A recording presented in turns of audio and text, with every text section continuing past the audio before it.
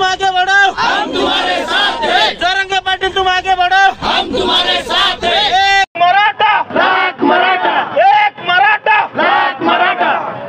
Sir पहिलं आपलं नाव सांगा, तुम्ही कुठून आले मुंबईत? मी संदीप गायकर, आम्ही नाशिकवरून आलोय। असं ज्या प्रकारे आज तुम्ही मुंबईला आले आहेत, काय वाटतं पहिली प्रतिक्रिया काय असेल? प्रतिक्रिया काहीच नाही, आम्हाला एकच करायचं आहे का जसं अयोध्येला रामांचं मंदिर झालं, रामलल्लांची प्राणप्रतिष्ठा मूर्तीची झाली, महाराष्ट्रात नाही भारतात साजरी झाली, तशी आम्हाला आरक्षण आज देऊन, आज किंवा उद्या देऊन आम्हाला दिवाळी साजरी करायची नाही। तर याच्यानंतर कोणाला सुट्टी नाही, एवढंच सांगतो।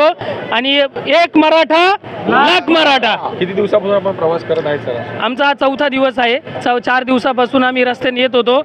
आमच्या काही बांधव वाशीला थांबले, तर आम्ही जरांगे साहेबांच्या म्हणण्यानुसार आम्ही आगेकूच इथं ग्राउंडवर पोहोचलेलो आहे आणि आता जरांगे पाटील निघाले आहे तिकडून। मग त्यांच्या आम्ही आदेशाची वाट बघतोय आणि ते सांगतील त्याच्या पद्धतीने आम्ही पुढचं आमची रणनीती असेल। प्रवास कसा झाला? 4 दिवसाचा सोबत असेल प्रवास का? आम्ही मराठे, आम्हाला सवय आहे डोंगरात राहायची, मळ्यात राहायची, मळ्यात झोपायची, खायची प्यायची, आम्हाला काही हे नाही।